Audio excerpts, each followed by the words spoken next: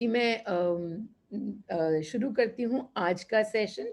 तो आज का सेशन थोड़ा उन लोगों को पता रहेगा जो कभी-कभी मीनल की फ्रीक्वेंसी में ट्यून करते हैं और एकदम खालीपन में आ जाते हैं। सारे की सारा जो कुछ भी उनके विचार होते हैं वो खाली हो जाते हैं। मैं जब लोगों को बोलती हूँ कि भई गाइडेंस लो, वो बेचारे अपनी तरफ से तो गाइडेंस लेने के लिए बैठते हैं और फिर सिर्फ खाली हो जाते हैं और फिर थोड़े दिनों के बाद छोड़ देते हैं गाइडेंस लेना बिकॉज़ सोचते हैं कि अरे हमें तो कुछ आ ही नहीं रहा है। तो क्योंकि हम तो सिर्फ खाली हो जाते हैं, हमें तो कुछ आता ही नहीं है, हमें तो कुछ आता ही नहीं है। तो जहाँ वो खालीपन में बैठते हैं, वो उस खालीपन से बहुत परेशान हो जाते हैं। और मैं पिछले 3 साल से खालीपन में बैठ के और सारे काम करती हूँ। मुझे मुश्किल से कभी-कभी 1 हफ्ते में 1 बार, कभी 1 हफ्ते में कोई 2 विचार आ जाते हैं, बाकी मैं पूरे टाइम खालीपन में ही बैठी रहती हूँ। जब लोग मुझे कहते हैं कि हम खाली एकदम महसूस करते हैं, कुछ नहीं आता, कोई विचार नहीं आते, हमें लगता है हमें तो गाइडेंस आ ही नहीं रही है, तो उन सबको मैं बार-बार यही बतलाती हूँ कि भाई लोगों ये ही गाइडेंस है। इस खालीपन में बैठना ही एकदम गाइडेंस है और पूरा काम ही हमारा इस खालीपन में बैठने का है। अगर तुम्हें खालीपन आ रहा है, that is the final answer, the final truth, the final answer. So sit इसी खालीपन के अंदर बैठो, जैसे कि अभी कुछ दिनों पहले अगेन छोटे वाले ग्रुप के सभी लोगों को मालूम है और मैंने ज़्यादा इस बात को बहुत बड़े एफबी पे वगैरह-वगैरह नहीं किया। लेकिन जो लोग भी मेरे टेलीग्राम ग्रुप्स पे हैं, तो उनको पता है कि आज से करीब 10 दिन पहले, 15 दिन पहले मेरा बहुत बड़ा फ्रीक्वेंसी शिफ्ट हुआ और उस फ्रीक्वेंसी शिफ्ट के अंदर मुझे बतलाया गया कि I have reached the frequency of the source. तो मुझे पता चले उससे पहले कई लोगों को विज़न आना शुरू हो गया था और सेजल कभी बोले कि मेरे को तुम हमेशा बस देवी ही देवी दिखाई दे रही हो। कई लोगों को सपने में आ गई मैं और सपने के अंदर भी उनको मैं नहीं दिखाई दे रही थी, उनको मेरा कोई देवी रूप दिखाई दे रहा था। और उसके बाद जब मैं बैठी गाइडेंस लेने के लिए और मेरे साथ कुछ बहुत उलट-पलट हो रहा था और मुझे समझ में नहीं आ रहा था कि हो क्या रहा है। तो जब मैं गाइडेंस लेने के लिए बैठी और उसके अंदर जब ये आया कि अब जो पूरा तुम दूसरों को सिखलाती हो, वो थोड़ा-सा बदलेगा और नए सिरे से तुमको दोबारा से कुछ ना कुछ सीखना शुरू करना पड़ेगा। क्योंकि अभी तक मैं सबको क्या सिखलाती हूँ ना, अभी मैं सबको सिखलाती हूँ रिलीज़ करो। कैंडल करो, रिलीज़ करो, कैंडल करो, रिलीज़ करो। जो इमोशन समझ में आ रहा है, उसको रिलीज़ करते जाओ, अगर तो वो तुम्हें खुशी नहीं दे रहा है तो। और जो इमोशन समझ में आ रहा है कि हमें खुशी दे रहा है, तो उसको लेके, उसकी चॉइस करके और मस्ती में रहो। अब मुझे आया कि तुम शिव, तुम शक्ति, तुम और बीच में आ गई मुझे भयंकर जेलसी हो गई मुझे और मैंने पूछा कि भई ये क्या हो रहा है? जेलसी क्यों हो रही है? चलो मैं रिलीज़ करती हूँ। तो मुझे जवाब आया कि नहीं, अब तो तुम रिलीज़ कर ही नहीं सकती क्योंकि अगर तुम शिव, तुम शक्ति, तो रिलीज़ कहाँ करोगी? किसको करोगी? रिलीज़ करने के लिए अब कोई बाकी ही नहीं है। तो मैं सिर पकड़ के बैठ गई कि भाई अब क्या करूँ? तो अब उसके अंदर पूरा की पूरा जवाब आया कि वो जो इमोशन है, वो तुम्हारा नहीं है। वो स जो कुछ भी तुमको मिल रहा है, वो इमोशन तुमको पूरी सृष्टि से जहाँ पे भी तुमको तुम्हारे को सोच के कुछ भी आ रहा है लोगों के पास, वो तुमको मिल रहा है। तो मैंने कहा अच्छा ठीक है, हो गई होगी 4 लोगों को जेलसी मेरे से, तो अब मैं इसका क्या करूँ? मुझे तो लग रहा है कि मुझे जेलसी हो रही है इतनी भयंकर। तो बोले कि नहीं उसको रिकॉग्नाइज़ करो कि ये जो इमोशन है, this is emotion of the consciousness and now you are the frequency of the consciousness. इसको फ़ील कर जाओ और फ़ील कर जाओ और पूरा की पूरा फ़ील कर जाओ और फिर उसके बाद अपने लिए एक छोटी-सी वहीं पे, उस पूरी कॉन्शसनेस में एक छोटी-सी जगह अपने लिए बनाओ, पीस की, ब्लैंकनेस की, वापस से खालीपन की। तो अब रिलीज़ नहीं कर सकती, लेकिन हाँ, इधर से उधर जो तुमको जाना है, उसका रास्ता अब नया रहेगा। तो वो नया रास्ता आजकल मैं सीख रही हूँ, लेकिन ये जो खालीपन है, मुझे भी अब वापस क्या बोला जा रहा है, पिछले 3-4 साल जब भी मुझे कोई भी इमोशन आता था, तो मेरा काम क्या होता था, मेरा काम होता था उसको रिलीज करके और फिर खालीपन में वापस वापस आ जाना। मैं वही आप सबको सिखलाती हूँ। काम अब भी वही है, पर सिर्फ रिलीज नहीं कर सकती। तो थोड़ा सा रास्ता जो है वो नया है, वो मणि दिखला रहे हैं, सिखला रहे हैं। लेकिन आज का ये अंडरस्टैंडिंग जो कि मुझे पिछले कुछ दिनों से आ रही है कि भाई अरे अगर ब्लैंकनेस हो जाए तो वो तो फाइनल आंसर है, वो आखिरी आंसर है, उसके आगे कुछ है नहीं। तो जब मैं आप लोगों को कहती हूँ कि मेरा मेडिटेशन करो और उस मेडिटेशन के अंदर बैठो और हमेशा मैं आपको ये भी कहती हूँ कि गाइडेंस में पूछो कि ये जो कुछ भी आ रहा है मुझे क्या सिखलाने के लिए आ रहा है, जो मुझे आ रहा है वो क्या दिखलाने के लिए आ रहा है। ये एक सवाल पूछो गाइडेंस में। अगर आपको गाइडेंस नहीं आ रही है लेकिन दिमाग एकदम खाली खाली हुए जा रहा है, तो आप समझ जाइए कि आप मीनल की फ्रीक्वेंसी में पूरी तरह से ट्यून कर चुके हैं। आप कर चुके हैं उस फ्रीक्वेंसी के अंदर ट्यूनिंग, क्योंकि मेरी फ्रीक्वेंसी जो है आजकल उसी उसी ब्लैंकनेस को, उसी खालीपन को और से और अपने अंदर समाती जाती है। क्या इसका मतलब है कि इमोशंस नहीं फील हो रहे? अरे बाप रे! ये तो ऐसा वक़्त आ चुका है कि पिछले 4 साल में इमोशंस की मतलब पूरी की पूरी वो क्या कहते हैं ना, सब कुछ देख के और सब खाली हो चुकी थी। तो दिन में कभी 1, कभी हफ्ते में 1 कोई इमोशन आ जाया करता था, उसको देख जाती थी। अभी दिन के 100 इमोशन आ जाते हैं वापस से। और अब मुझे बस ये नई जो मेरी एनर्जी है, वो जो मेरा प्रमोशन हुआ है, जो कि अभी मुझे समझ में नहीं आ रहा है वो प्रमोशन, उस प्रमोशन में मैं बैठ जाती हूँ और मणि को बोलती हूँ मदद करें, और मैं उन्हीं को सरेंडर कर देती हूँ कि आप ही सिखला दो। तो वो धीरे-धीरे उँगली पकड़ के मुझे इस नई फ्रीक्वेंसी के अंदर भी टिकना अ, सिखला रहे हैं। आप लोगों के लिए तो सिर्फ़ यही बात कि जो ब्लैंकनेस में आ जाओ, ब्लैंकनेस में आ जाते हो और फिर जैसे ही वापस से मतलब थोड़ी-सी भी आपको क्या कहते हैं अंडरस्टैंडिंग आती है तो आपको लगता है अरे! ना तो मुझे किसी सवाल का जवाब आया, ना ये हुआ, ना वो हुआ। मेरे से तो ये भी मैंने पेन के लिए पूछा था क्वेश्चन, कोई जवाब ही नहीं आ रहे मुझे तो। तो आप उस ब्लैंकनेस में आने के बाद क्या करते हो? खुद को अभाव में ले आते हो। अभाव में, लैक में ले आते हो खुद को कि नहीं मुझे तो मिल ही नहीं रहा जो बाकियों को मिल रहा है। मेरे प्रोग्राम के अंदर आके कइयों को एकदम धड़ाधड़ कविताएँ आनी शुरू हो जाती है। कइयों को एकदम धड़ाधड़ क्या कहते हैं गाइडेंसेस आनी शुरू हो जाती हैं। और जो लोग एकदम खाली होके बैठे होते हैं, जिनको जस्ट ब्लैंकनेस ही ब्लैंकनेस आती रहती है, वो 4 दिन बाद सोचते हैं कि नहीं ये मीनल की जो एनर्जी है ना, इसमें हम ज़रूर कुछ गलत कर रहे हैं। हम ज़रूर कुछ गलत कर रहे हैं कि हमें तो कुछ आ ही नहीं रहा। देखो इतनी सुंदर कविताएँ उनको, इतने सुंदर अंडरस्टैंडिंग्स उनको और हमको बस खाली होके एकदम लड्डू गोपाल, कुछ भी समझ नहीं आ रहा, कुछ भी हो नहीं रहा, कुछ भी आ नहीं रहा, गाइडेंस ही नहीं आ रही है। हमको तो मणि हमसे नाराज़ हो गए हैं, मीनल की एनर्जी हमारे लिए काम नहीं कर रही है।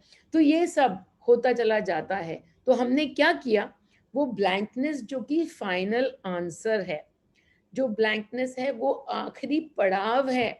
बार-बार हमको उसी पे आना है और मणि ने आपको इमीडिएटली वही दे दिया। फिर आप आ गए वापस से अपनी एनर्जी के अंदर और आपने अपनी एनर्जी के अंदर उसको उसको देखा, तो आपको आ गए अपने ही अभाव। तो अभावों का क्या करना है?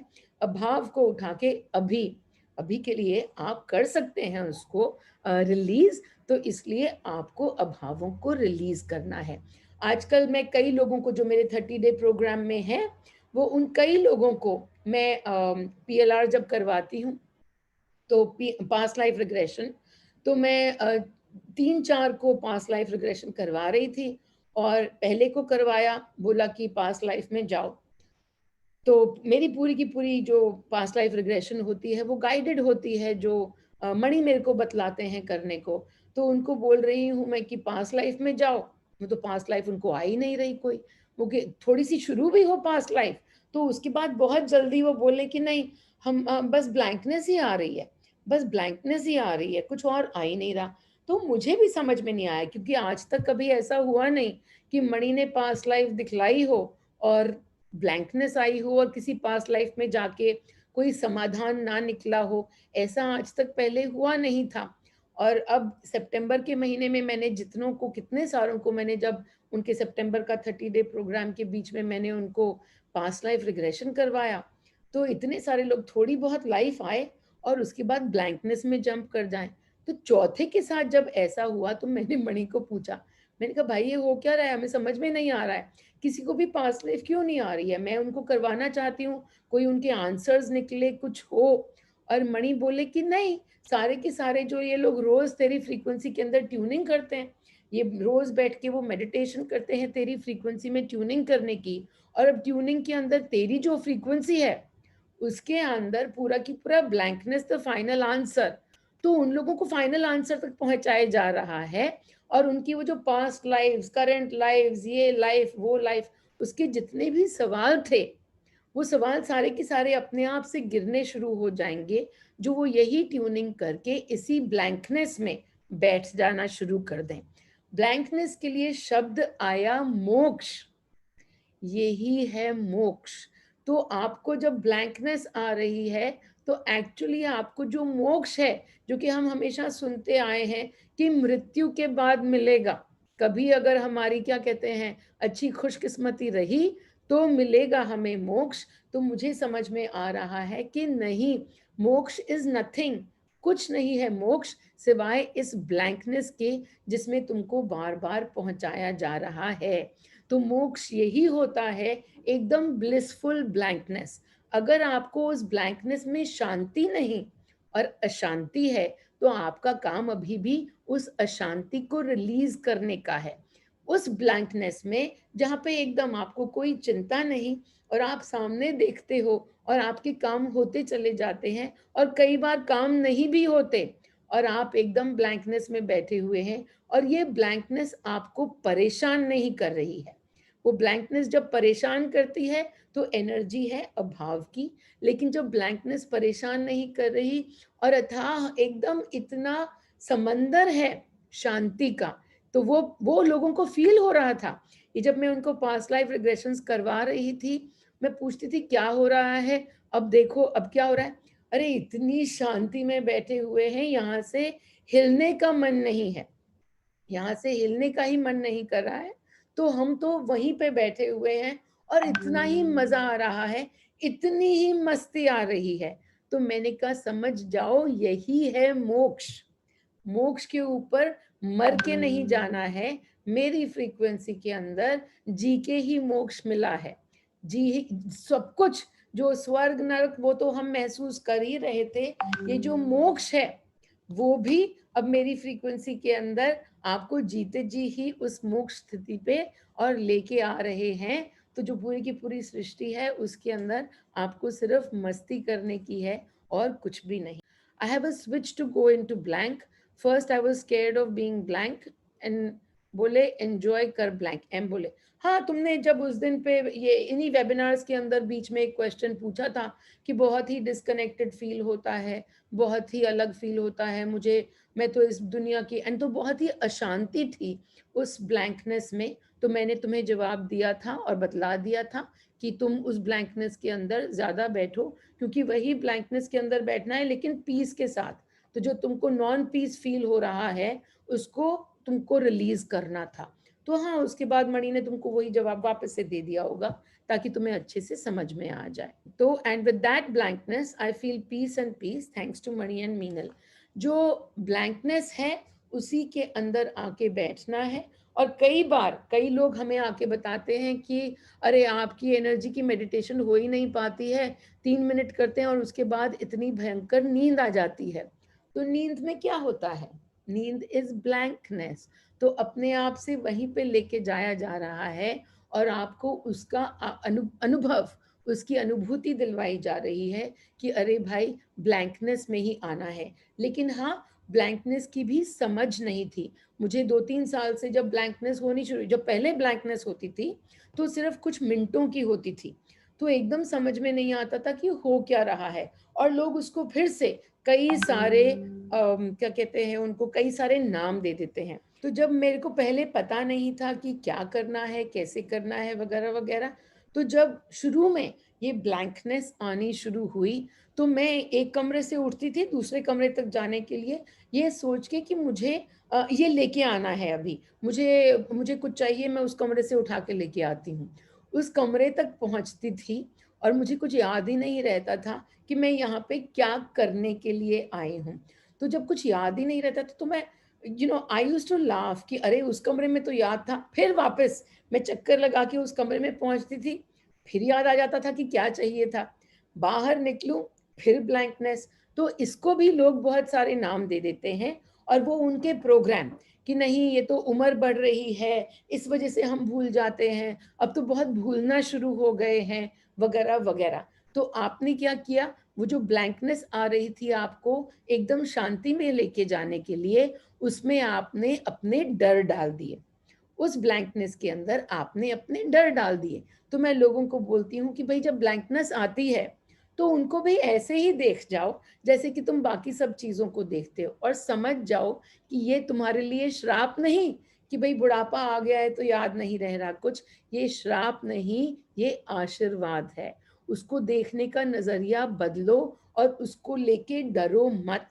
जो हम समझ जाएँ कि अच्छा ये ब्लैंकनेस जो है, ये इसी इसी का अनुभव करने के लिए, इसी मोक्ष का अनुभव करने के लिए हम यहाँ पर आए।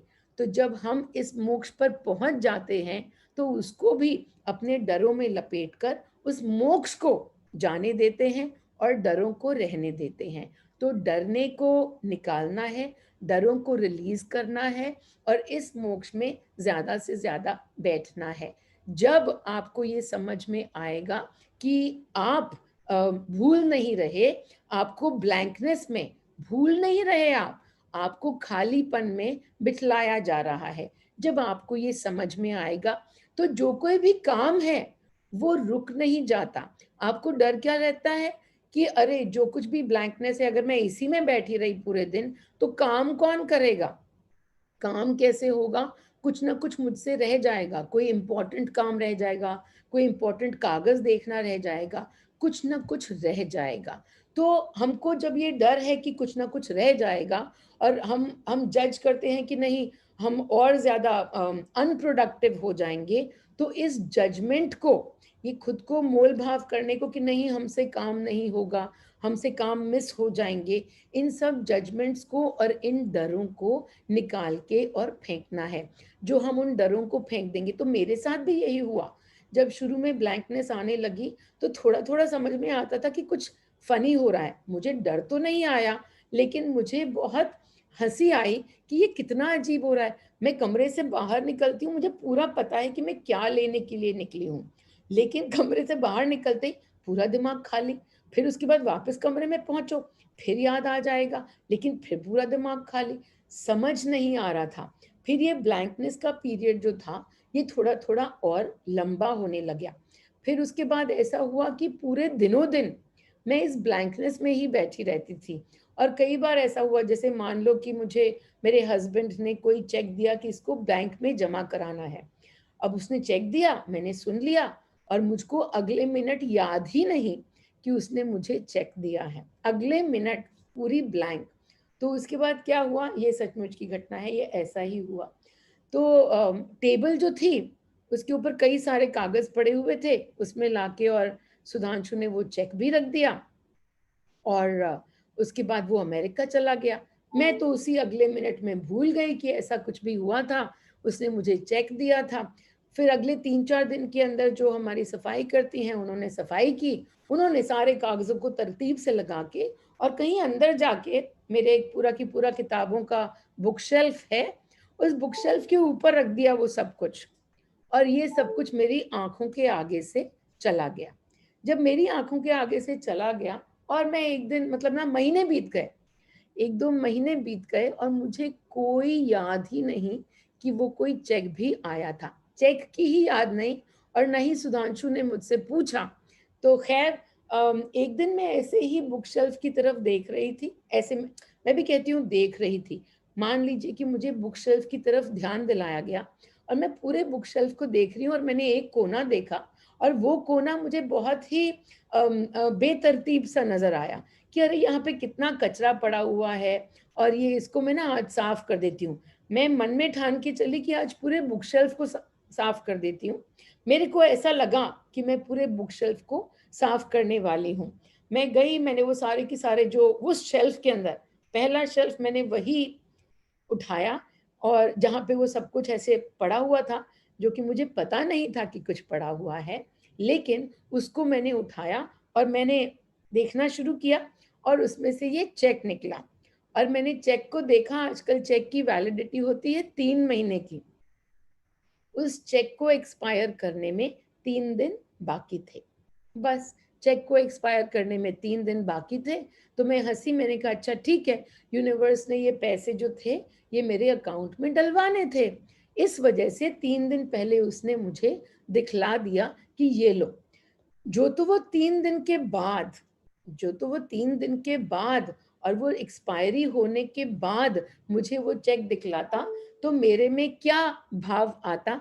मुझे पता है कि मेरे में क्या भाव आता कि ये पैसे जो थे वो मेरे अकाउंट में जाने ही नहीं थे। ये उसी के थे जिसने ये चेक काटा, ये मेरे अकाउंट में जाने ही नहीं थे, ये मेरे पैसे थे ही नहीं, इसीलिए तो नहीं आए। तो मैं तो मन में शांति रख के और बैठ जाती, लेकिन क्योंकि यूनिवर्स ने बोला कि भाई तुम्हारा काम कोई नहीं रुकेगा, तो ये काम भी नहीं रुका। ब्लैंकनेस में बैठ के और सारे के सारे काम जो हैं वो होते चले जाते हैं। कहीं पे भी ऐसा नहीं होता कि जो मेरे लिए लिखा है वो मुझे ना मिले। यहीं पे बात हमको समझनी है कि आपको भी जो हमेशा ये डर पड़े रहते हैं कि जो मेरे लिए लिखा है वो मुझे नहीं मिलेगा, जो मेरे लिए लिखा है वो आना रह जाएगा अगर मैं दौड़-दौड़ के, भाग-भाग के काम नहीं करूँगी तो। अगर मैं ब्लैंकनेस में बैठ गई तो मेरे लिए जो कुछ भी आना है वो रुक जाएगा। मेरा काम रुक जाएगा, मेरे को जो कुछ भी मिलना है वो रुक जाएगा। तो ये जो दूसरा प्रोग्राम आपने बना रखा है कि कुछ भी रुक सकता है, इस प्रोग्राम को ही छोड़ दो। जो कुछ भी नहीं हुआ, तो मैं समझ जाती हूँ कि वो होना ही नहीं था टाइम से। तो कहीं पे भी अगर मेरे को मन में डर आ जाता है कि इसकी डेडलाइन आ गई कुछ भी, तो मेरे को समझ में आता है कि काम तो मुझ ही पे आया है और इस डेडलाइन का डर हटाने के लिए मुझ पे काम आ गया है। मैं अपनी डेडलाइन का डर हटाती हूँ, वो डेडलाइन ही शिफ्ट हो जाती है। आपको कइयों को मैंने ये कहानी सुनाई भी कि मेरे को इस बार मणि ने बोला कि टैक्सेस मत भरो। मैं भयंकर क्या कहते हैं, डर में आ गई कि what do you mean taxes मत भरो? उसकी डेडलाइन अगस्त है, मतलब अगस्त तो फाइनल होती है और डेडलाइन आ गई। बहुत बैठ के मैंने डेडलाइन का डर रिलीज़ किया। अभी डेडलाइन नवंबर पे आ चुकी है और मैंने टैक्सेस अभी तक नहीं भरे हैं। बिठाएँगे किसी दिन मणि टैक्सेस भरने के लिए और अब मुझे वो डर भी नहीं है। मैं सोचती हूँ कि हाँ, अगर मैंने नवंबर तक भी टैक्सेस नहीं भरे, तो डेडलाइन और मूव हो जाएगी। ये मुझे पता है कि universe is playing in my favour. और उस पे भी मणि ने मेरे को यही बोला कि अच्छा अगर तुम डेडलाइन पे नहीं दोगी, तो क्या होगा? पेनल्टी होगी ना। पेनल्टी में क्या होता है? पैसे तुम्हारे से और किसी को जाते हैं, तो उसकी तो एनर्जी तुम्हें पता ही है कि तुम्हारे हाथ से जब भी पैसे किसी को भी जाते हैं, तुम्हारे को कुछ भी पैसों के लिए आता है, तो उसमें चारों तरफ मस्ती होती है। कोई देता है तो मस्ती और तुम देती हो तो मस्ती। तो टैक्सेस जो दोगी, भयंकर मस्ती की एनर्जी जो है और ज़्यादा वो तुम्हारे इंडियन गवर्नमेंट को जाएगी, तो उनको भी मस्ती आनी शुरू हो जाएगी। तो मैं भी हँस देती हूँ, ठीक है, क्योंकि सब लोग जो टैक्सेस देते हैं, वो कौन-सी एनर्जी से देते हैं? ओहो! हमारे टैक्सेस कितने कट जाते हैं, वगैरह-वगैरह। तो उसके अंदर भी क्या सोच है कि जो हमसे कट गया, वो यूनिवर्स हमको और देगा ही नहीं। हमने इतना कमाया, वो ले गया हमारा कोई और, गवर्नमेंट ले गई, वो इंसान ले गया, वो कोई और हमें उसके बदले कुछ नहीं मिला। कितने लोग दिन रात बैठ के और यही कोसते रहते हैं कि हमें उसके लिए कुछ मिला नहीं। देश में व्यवस्था कितनी बुरी है, ये कितना बुरा है, वो कितना बुरा है। बट एनीवेज़, तो हम ये जो समझा रहे थे कि हर चीज़ का जो डर है, उसको निकाल के और आखिरी पड़ाव हमारा ब्लैंकनेस का, ब्लैंकनेस में ही आना है और कुछ करना ही नहीं है, that be the final answer. I'm going to read this guidance that I received. मेरे को guidance आई थी, अंग्रेजी में है, पर फिर भी मैं पढ़ के सुनाती हूँ. Blankness, खालीपन, the ultimate answer, the final place of rest.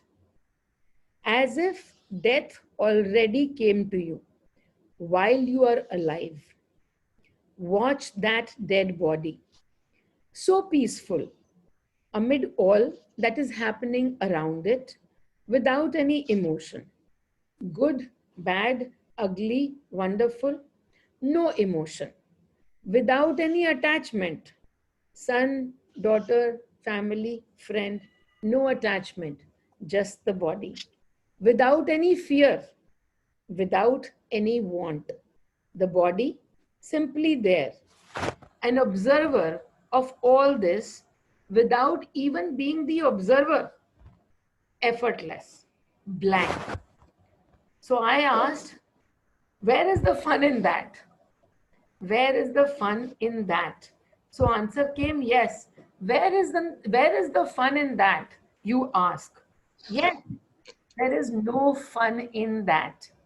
The drama is missing, and you came for the drama. You didn't like the peace. तुम बैठे हुए थे शांति में, जो शांति नहीं पसंद आई, इसलिए तो तुम यहाँ पे सारे के सारे नाटक और नौटंकी करने के लिए आए. You didn't like the peace. Silence didn't appeal to you. Blankness was boring. But the dead body doesn't want fun. It doesn't want anything. It is happy as it is. It has become one with the universe itself. Death is the beautiful answer to the question of life. Blankness is the beautiful answer to the question of life. And if you can be as blank as death, then you are the answer at all times. तुम ही वो जवाब बन जाते हो, सारे प्रश्न जो हैं वो खत्म हो जाते हैं और तुम ही वो जवाब बन जाते हो when you can be as blank as a dead body. देखो ना, हम कभी भी डेड बॉडी को ऐसे इतने रोमांटिक नजरों से नहीं देखते हैं कि वाओ डेड बॉडी. हम हमेशा डेड बॉडी को देखते और हमेशा रोते और कलपते ही रहते हैं. जब भी हमको सामने डेड बॉडी को देखने को मिलता है, हम हमेशा ये ओहो चले गए, ओहो ये हो गया, वो हो गया. But the dead body is the answer to the question of life. And if you can be as blank as the dead body, then you are the answer at all times. So that is what it is. So beautiful and so amazing. पुरानी बात है, और ये जो सारा आजकल मेरे साथ ये प्रपंच चल रहा है ना, किसी ना किसी को, सबको, मतलब किसी ना किसी को नहीं, बहुत लोगों को मैं विजन्स में देवी दिखाई दे रही हूँ. और मुझे समझ में आता है कि हाँ, जो मेरी एनर्जी है उसने बहुत बड़ा शिफ्ट हुआ है, इस वजह से सबको वो देवी दिखाई दे रही है. उस दिन सेजल आई, सेजल ने मुझे बहुत सजाया, और वो सजाने की पिक्चर्स भी मैंने शेयर की वो टेलीग्राम ग्रुप के अंदर वगैरह वगैरह. जब वो सजा रही थी तो मैं खाली थी, मुझे कुछ नहीं दिख रहा था. मुझे सिर्फ वहां पे एक डिवोशन दिख रहा था, एक डेवटी का, और उसको मैं जो नजर आ रही थी वो उस पे डिवोटेड हो रही थी. वो मेरे लिए क्या क्या नहीं लेके आई. सेजल मेरे लिए, मतलब जैसे देवी को सजाते हैं तो उसके लिए सब कुछ लेके आते हैं, तो वो बिंदी और टीका और आलता और साड़ी और चुन्नी और बाजूबंद और गले के हार और बालों के गजरे, सब कुछ वो मेरे लिए लेके आई. और जिस तरीके से हम देवी का आह्वान करते हैं वो सेजल ने मेरा किया. तो लोगों ने मुझे पूछा कि जब तुम्हारे साथ ये हो रहा था, जब वो तुमको इस तरीके से कर रही थी, तो तुम्हारे को क्या लग रहा था. और मैंने कहा कि मुझे कुछ नहीं लग रहा था, मैं एकदम ब्लैंकनेस में थी. मैं दो इमोशंस में बैठी हुई थी. एक तो था टोटल ब्लैंकनेस, जिसमें कि मुझे नजर आ रहा था कि जब हम किसी गणेश को लेके आते हैं अपने घर पे, और गणपति वंदना के लिए और गणेश चतुर्थी के लिए वगैरह वगैरह, या जब हम दुर्गा को लेके आते हैं तो हम दुर्गा को जिस तरीके से हमारा दिल करता है उस तरीके से हम उसको सजाते हैं। दुर्गा को, गणेश को कोई चॉइस नहीं मिलती कि भाई ये कलर मुझे पसंद नहीं है या ये कलर मुझे चाहिए। जो भी देवटी का मन करेगा, जो भी जो सजा रहा है, जो अपनी श्रद्धा के साथ जो सजा रहा है, उसको जैसे सजाना है उसको वैसे ही करने को मिलेगा। तो मुझे बोला गया कि तुम यहाँ पे हो नहीं, उसको जो देवी नजर आ रही है तुम्हारी एनर्जी में, वो उसका मान सम्मान करने के लिए आई है। तो यू हैव टू अलाउ, जो वो कर रही है उसको अलाउ करो। तो मैंने कहा ठीक है, मैंने अलाउ कर दिया, मैं बैठ गई चुपचाप से और मैं वहां से फिर गायब हो गई। मेरे को सचमुच में नजर आ रहा था, लेकिन दूसरी बात जो मुझे नजर आ रही थी वो मैंने देखा कि वो आई है, उसको मुझ में नजर आ रहा है वो कितना ही प्रेम मुझे दे रही है, वो कितना ही प्रेम मुझे कर रही है, वो कितनी ही श्रद्धा मेरे को दिखा रही है। तो जैसे कि मैं सबको बोलती हूँ, बार बार बोलती हूँ कि अगर आपके एनर्जी के फील्ड के अंदर गुस्सा है तो सामने कोई ना कोई एक्टर आके आपको दिखलाएगा।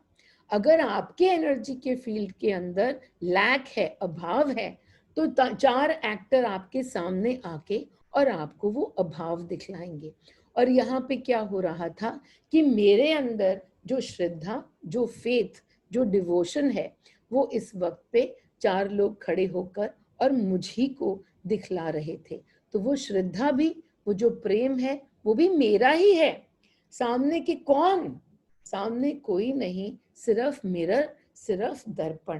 तो जैसे जैसे हमारी एनर्जी के फील्ड में समर्पण बढ़ता है, जब फेथ बढ़ता है, जब श्रद्धा बढ़ती है, तो सामने से कोई आके और हमें वो जरूर दिखलाएगा। तो हमारा काम उनकी तरफ देखना नहीं है, उनको मिल रहा है जो उनको मिल रहा है। सेजल बैठी हुई थी डिवोशन पे, और डिवोशन पे मैंने लास्ट ही वेबिनार किया था, मैंने कहा वो आखिरी द्वार है।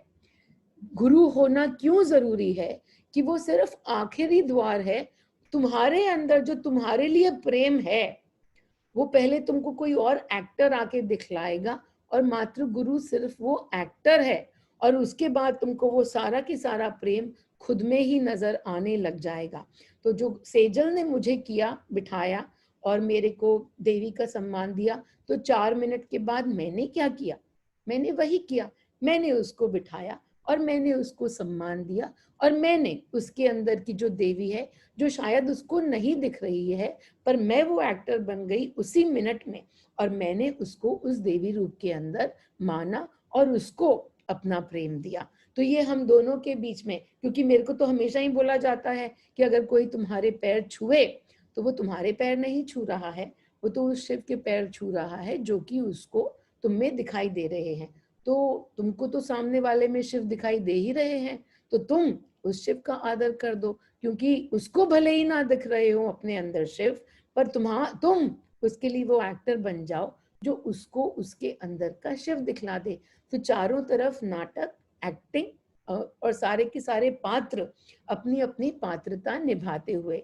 तो उस दिन मुझे समझ में आया और मैं एकदम ब्लैंकनेस के अंदर बैठी हुई थी। कुछ ही सालों पहले की बात है, जब ये जर्नी मेरे साथ नई नई शुरू हुई थी, मुझे कोई कहता था कि तुम मेरे गुरु, और मैं 4 मील दूर भागती थी, क्योंकि मुझे गुरु शब्द से भयंकर खौफ था। खौफ क्या था? ये नहीं था कि अगर कोई मेरे गुरु बन जाए तो वो तो सब ठीक है, लेकिन नहीं, मैं किसी की गुरु हूं ही नहीं। मैं गुरु वर्ड सोचती थी और मेरे सामने ना हमेशा कोई आसाराम बापू, और वो कौन है, वो लव गॉड वगैरह वगैरह, मेरी आंखों के सामने हमेशा वो ही खाका खिंच जाता था। और मैं कहती थी भाई मुझे नहीं बनना ऐसा गुरु, क्योंकि गुरु बनते ही फिर कि अच्छा तुम मेरे लिए ये करो और तुम ये दो और तुम वो करो वगैरह वगैरह का। और वो क्या नाम है, साथ में ना एक वो भी हो गया था कि वो जो राधे माँ है, उनकी कई सारी पिक्चर्स आई थी कि उन्होंने कोई स्कर्ट पहन रखी थी, और वो कि ये देखो राधे माँ ने स्कर्ट पहन रखी है, राधे माँ ने स्कर्ट पहन रखी है। तो मैंने कहा ना बाबा, अगर गुरु बनने का मतलब ये है कि मैं अपनी स्कर्ट्स पहनना छोड़ दूं और जो मैं करती हूँ वो करना छोड़ दूं, तो मेरे को तो किसी का गुरु बनना ही नहीं, क्योंकि उसके बाद 100 लोगों की मेरे से ये एक्सपेक्टेशन रहेगी कि मैं ये कलर पहनूंगी, मैं ये खाऊंगी, मैं ये पीऊंगी। मुझे तो किसी का गुरु बनना ही नहीं। मुझे गुरु बनने से 1000 डर लगते थे, और हर बार ना सारे के सारे गुरु जिनको भी देखो वो सारे के सारे जेल में बैठे हुए। तो मैं कहती थी नहीं, मुझे जेल नहीं जाना, मुझे तो जाना ही नहीं जेल। मेरे को किसी का गुरु ना, मैं बनूंगी गुरु ना मैं जाऊंगी जेल। तो मुझे तो किसी की जेल में मेरे को जेल में नहीं जाना, मैं तो बाहर ही भली। तो कोई मुझे बोलता था आप मेरे गुरु, मैं कहती नहीं नहीं, अपन लोग को ट्रैवलर्स, अपन लोग। और मैं जितना दूर भागती थी, 4-4 लोग और आ आके no no you are my guru, no no you are my guru, ये वो कर कर आके मुझे और डराते रहते थे।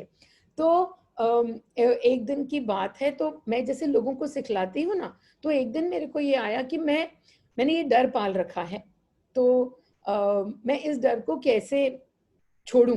तो मुझे दिखलाया गया कि तुम्हें डर है कितना इस गुरु शब्द से।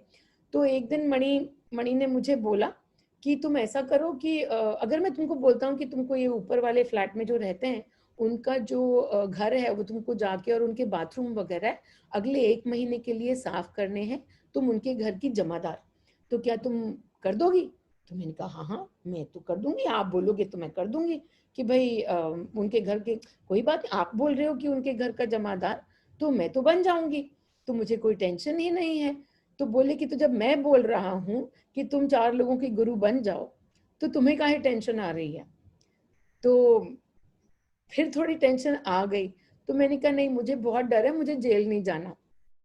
तो तो उसके अंदर मणि ने बोला कि अच्छा चलो फिर तुम वो जो टूल करती हो ना कि वर्स्ट क्या होगा, वर्स्ट क्या होगा, और ये टूल कि भाई वो जो डीपर प्रोसेस का रिलीज है या अपनी इच्छाओं को छोड़ने का जो टूल है, वो मैं कई लोगों को सिखलाती हूँ कि जब भी कोई डर आए तो मन में ये देख जाओ कि सबसे बुरा क्या होगा, सबसे बुरा क्या होगा। कि तुमको मतलब ना, तो मेरे को आंखों के आगे हमेशा यही आता था कि ऐसे ऐसे मुंह पे कपड़ा बांध के और हथकड़ी लगा के और लेके जाया जा रहा है मुझे कोर्ट में और जज के सामने वगैरह वगैरह। मेरी आंखों के आगे आगे ना हमेशा वो कि गुरु बनते ही ना साला यही होने वाला है। तो मैंने तो मणि बोले कि वर्स्ट क्या होगा। तो मैंने कहा नहीं, ऐसे जाके और जज को कुछ समझाने की जरूरत पड़ेगी कि ये एनर्जी क्या होती है, और भाई मैं कुछ नहीं कर रही थी, मुझे आ रहा था वगैरह वगैरह। तो उन्होंने बोला कि चलो फिर आंख बंद करके और देख जाओ कि वर्स्ट हो रहा है। मैंने अपनी आंख बंद की और मेरी आंखों के आगे वो चित्र खिंच गया कि भाई हाँ मैं वहां पे खड़ी हुई हूँ और जेल वो सॉरी जज है, और जज मेरे को पूछ रहा है कि भाई ये क्या क्या किया तुमने, ये सब बकवास वगैरह। और मैं आंखों के आगे, मेरी आंखों के आगे ना पूरा की पूरा कि वो कोर्ट है, जज है, वकील है, सब मेरे से। और मैं ना जज को समझाने की कोशिश कर रही हूँ कि भाई मैं एनर्जी में काम करती हूँ। फिर मैंने जज की तरफ देखा, जज बहुत प्यार से ना और मेरे को सुन सुन के और मेरी पूरी हामी में हामी मिला रहा था कि हाँ मतलब ठीक तो है, और हाँ ऐसा ही तो होता है। तो पुरानी बात है ये, जो अब मैं सबको सिखलाती हूँ एनर्जी फील्ड वगैरह वगैरह, उसकी इतनी ज्यादा अंडरस्टैंडिंग नहीं थी मुझे, पर ये पुरानी बात है। तो मैंने ये सीन देखा, मैंने कहा नहीं नहीं ये सीन में कुछ गलत हो रहा है, ये ऐसे थोड़ी करना है जज को तो मेरे को पीट के और जेल भेजना है। तो मैंने वो सीन एकदम से इरेज किया और मैंने कहा मैं तो ना सीधा भाई जेल, जज ने जेल कर दिया, मैं सीधा जेल के अंदर ही मार जाती हूँ, जंप मार जाती हूँ। तो मैंने देखा कि हाँ जेल है और मैं जेल में बैठी हुई हूँ, और मैं देख रही हूँ कि मैं जेल में बैठी हुई हूँ, और मैं जेल में ना एक कुर्सी पे बैठी हुई हूँ, और जेल में मैं तो कुर्सी पे बैठी हूँ और आसपास ना 25 लोग, कैदी और जेलर और सब वो ऐसे करके मेरे सामने बैठे हुए, और वो भी ऐसे ऐसे ना सिर हिला रहे हैं। तो मैंने ना सिर पकड़ लिया और मैं जोर जोर से हंसे जाऊं। मैंने कहा ये क्या हो रहा है? तो मणि बोले भाई तुम जहां जाओगी तो काहे तुम जेल इमेजिन कर रही हो? जो जेल तुम सोचती हो कि वो जेल ऐसी होती है, वो जेल तुम्हारी एनर्जी में है ही नहीं, तो आएगी कहाँ से? ये जबरदस्ती की जेल बनाना बंद करो, वो तुम्हारी एनर्जी में नहीं है, तुमको जेल नहीं होने वाली है। तो मैंने बोला कि नहीं, ये सारे की सारे ये जो जो कुछ भी मैं देखती हूँ, मान लो कि फिर ये लोग ये राधे माँ को ऐसे क्यों बोले, बेचारी ने स्कर्ट ही तो पहनी थी। तो जवाब भी यही आया कि वो स्कर्ट पहनी थी, उसमें कोई प्रॉब्लम नहीं थी, उसने छुपाया था, उसमें प्रॉब्लम थी। छुपाना तो किसी से कुछ है ही नहीं। तो तुम जो कुछ एक ही शक्ल रखो, तुम जो हो वो हो, कोई तुम्हें जमादार माने और कोई तुम्हें गुरु माने, इससे तुम्हारा कोई सरोकार नहीं है, वो उनकी प्रॉब्लम है, वो उनको दिखला देंगे जो उनको देखना है। तुम तो जो हो बस वो ही बनी रहो और सारे अपने जजमेंट्स जो है वो रिलीज कर दो। तो उस दिन काफी जजमेंट्स रिलीज हो गए। उसके बाद कुछ साल के बाद जब मैं, अब तो ये कहानी आ ही चुकी है और मैं कई बार ये कहानी बतलाती हूँ, वो यही कि मैं जब जेल गई और जो ग्रैम्पी है, मारुक है, उसके भाई जो थे वो 10 साल से जेल में थे, और मैं जेल में गई और मेरे को सिर्फ यही आया कि उनको ये मंत्र दे दो कि वो मीनल की एनर्जी में आके बैठ जाएं। तो उन्होंने 2 महीने, वो 10 साल से जेल में थे, जो भी सेक्शन के अंडर थे, वो सेक्शन के अंडर से निकलना पॉसिबल नहीं होता। उन्होंने रोज रोज करना शुरू किया, मैं मीनल की एनर्जी में हूँ, मैं मीनल से एनर्जी लेता हूँ। और जेल में है तो कोई तो वीडियो रिकॉर्डिंग नहीं है, कुछ नहीं है, लेकिन वो दिन रात, कोई काम भी नहीं है, जेल में बैठे हुए हैं, तो दिन रात उन्होंने यही करना शुरू किया कि मैं मीनल की एनर्जी में हूँ, मैं मीनल से एनर्जी लेता हूँ, इसलिए the universe is playing in my favour, जो सृष्टि है वो मेरे लिए खेल रही है। 2 महीने के अंदर अंदर वो जेल से बाहर आ गए। क्यों? क्योंकि मेरी एनर्जी के अंदर जेल तो है ही नहीं, तो जो जेल में बैठा हुआ है उसको जेल कैसे रहेगी? सारे लोग बाहर आ जाएंगे जब वो मेरी एनर्जी में ट्यून करेंगे। तो सारे लोगों को मैं बोल क्यों नहीं देती कि सब लोग यही बोलो ताकि सब जेलों से बाहर आ जाएं? अरे भाई, सब अपनी अपनी कहानी पे चल रहे हैं, सब अपनी अपनी कहानी लिख रहे हैं। जिसको आना है वो अपने आप आ जाएगा, जिसको जो समझना है उसको अपने आप समझ में आ जाएगा। किसी की कहानी अधूरी नहीं है। तुम चैप्टर 5 पे हो सकता है वो चैप्टर 30 पे हो और तुम्हें समझ में ना आए। तुम चैप्टर 5 पे हो और हो सकता है कोई चैप्टर 3 पे हो और तुम्हें समझ ना आए। बस अपनी यात्रा पे ध्यान रखो, सामने कोई है ही नहीं। तो ये रही वो मेरी जेल वाली स्टोरी, जिसमें कि मुझे तो जेल नहीं ही हुई, और सारे की सारे जेल में भी, कि जब मैं जेल में भी गई तो मुझे कितनी मस्ती आई और सब लोगों ने आसपास मुझे कितना ही प्रेम दिया। वो मस्ती है ही है का। आज का जो चैप्टर था ब्लैंकनेस का, आई होप कि मैंने सबके लिए, जो कई सारे लोग ब्लैंकनेस में आके और खुद को गाली देते रहते हैं और खुद को पीटते रहते हैं और खुद को नीचे करते रहते हैं कि अरे अरे मेरे को तो कुछ आता ही नहीं है, मुझसे तो होता ही नहीं है, जिन तुमको पहला जवाब और आखिरी जवाब दे दिया गया है। वो पहला जवाब अगर तुम्हारा आखिरी जवाब है, देन यू आर फॉर्चुनेट। तुम लकी हो कि तुमको 100 कविताओं के बीच से नहीं गुजरना पड़ रहा। क्योंकि कवियों का क्या है ना, कि जब कवि बन जाते हो ना तो कोई ऑडियंस भी ढूंढनी पड़ती है, कोई बैठ के मेरी 4 कविताएं तो सुने, नहीं तो मजा नहीं आ रहा। फिर उस ऑडियंस के लिए मेरे को ग्रुप भी क्रिएट करने पड़ जाते हैं। तो अगर तुम्हें कविता नहीं आ रही है तो अपने आप को और ज्यादा लकी समझो और ज्यादा धनी समझो। जिस दिन आनी होगी उसी ब्लैंकनेस में से कविता निकल के आ जाएगी। लेकिन जब तक ब्लैंकनेस है तो उस ब्लैंकनेस में बैठो और बैठो और बैठो और बैठो, और उसका स्वाद तुम्हें दिया जा रहा है, उस ब्लैंकनेस का तुम्हें स्वाद दिया जा रहा है। उसको चखो और उसके अंदर मन में शांत रख के, मन में शांति रख के बैठो। जो अभाव आ जाए कि 100 लोगों को ये क्यों आ रहा है और मेरे को क्यों नहीं आ रहा, तो वो सिर्फ तुम्हारा लैक है और कुछ नहीं है। उस लैक को कैंडल में रिलीज करो। आई बात समझ में? आई? चल, ओम मणि, ओम मणि, ओम मणि। सभी अपने मन में बस ओम मणि, ओम मणि, ओम मणि, ओम मणि का नाम लो।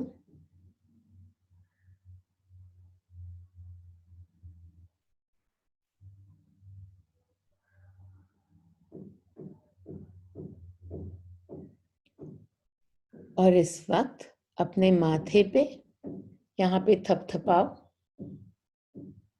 और माथे पे थपथपा के, मैं मीनल से एनर्जी लेता हूं, मैं मीनल की एनर्जी में हूं, मैं मीनल हूं। मैं मीनल से एनर्जी लेता हूं, मैं मीनल की एनर्जी में हूं, मैं मीनल हूं।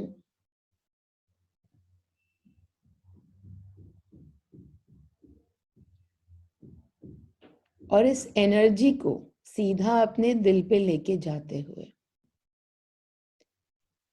मन में सिर्फ एक ही जाप इस वक्त पे, ओम मणि, ओम मणि, ओम मणि। और देखो कि ये जो एनर्जी है मीनल की, ये सीधा रिसीव्ड बाय द हार्ट, आपका हृदय उसको रिसीव कर रहा है।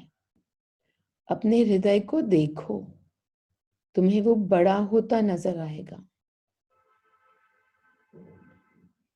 एक शांति की, एकदम अथाह शांति, असीम शांति, भरपूर शांति, उसकी लहर दिल में ऊपर से लेके नीचे तक उठेगी।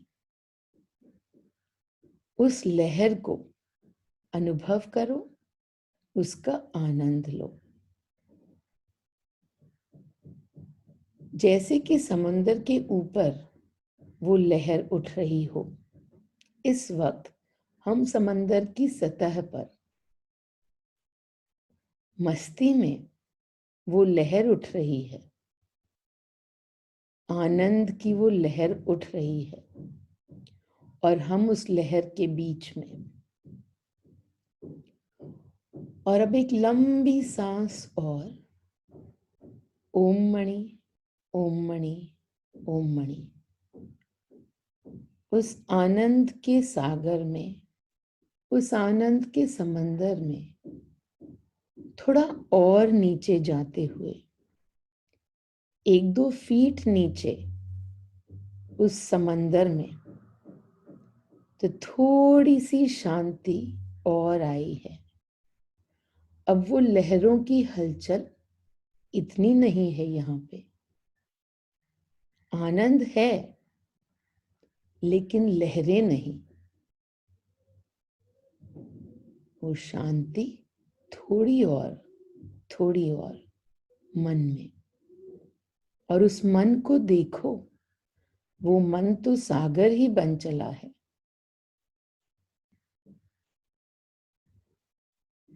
अब वो एक छोटा सा मन थोड़े ही है जो कि तुम्हारे शरीर में है, अब तो वो पूरा सागर ही बन चला है। और अब ओम मणि, ओम मणि, ओम मणि, थोड़ा और अंदर जाते हुए उस सागर के देखो आसपास। अब थोड़ी और शांति हो रहा है, कुछ समंदर में है वहां पर भी जीवन, लेकिन तुम उसके अंदर एकदम शांत, तुम उसके अंदर एकदम शांत।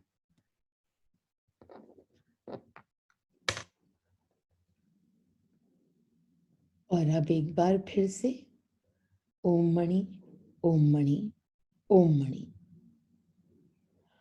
आसपास जो भी सुनाई दे रहा है वो सुनाई देना बंद। मन में कहीं पे भी जा रहे हैं, वो जाना बंद। किसी भी विचार को देखना बंद। इस वक्त में तुम जाकर बैठ गए सीधा उस समंदर के तल पर।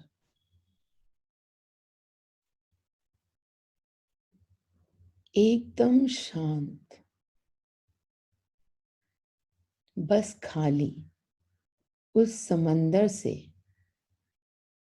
पूरी तरीके से मिले हुए। वहां नीचे कोई हलचल नहीं, कोई भाव नहीं, कोई भावना नहीं, कोई विचार नहीं, सिर्फ शांति।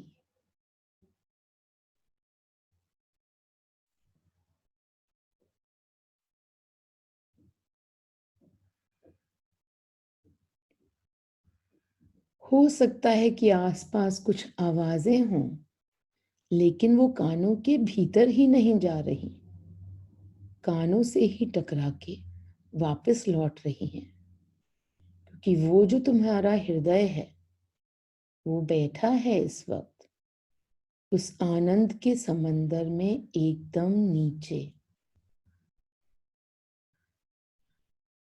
उस एकदम आनंद के एकदम अथाह समंदर के एकदम नीचे वाला जो हिस्सा है, जहां कुछ नहीं है, सिर्फ परम आनंद, एकदम आनंद।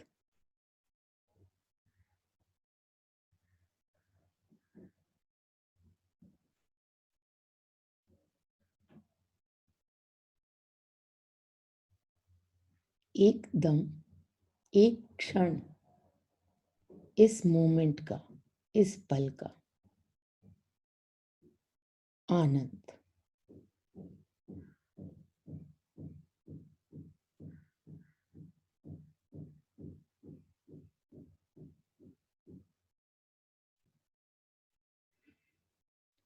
ओम मणि, ओम मणि, ओम मणि। ये आनंद, ये खालीपन, ये मोक्ष इस मिनट का।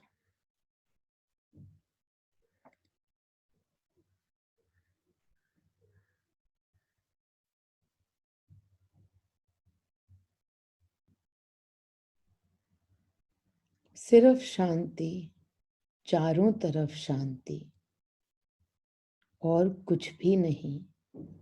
मन में, बाहर शांति ही शांति।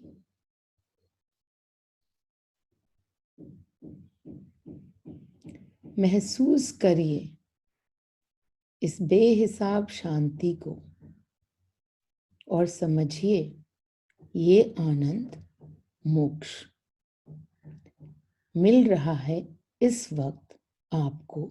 मोक्ष, यही है मोक्ष और कुछ भी नहीं।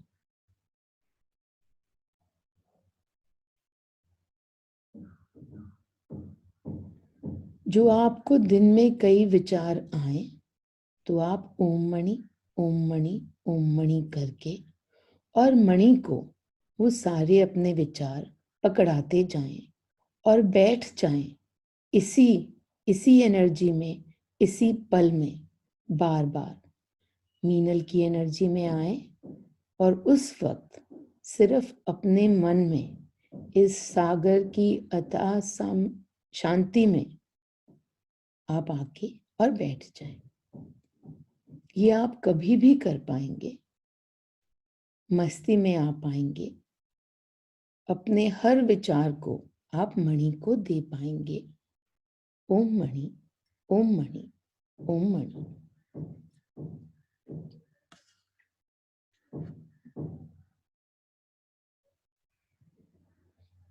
बैठिए इस शांति में,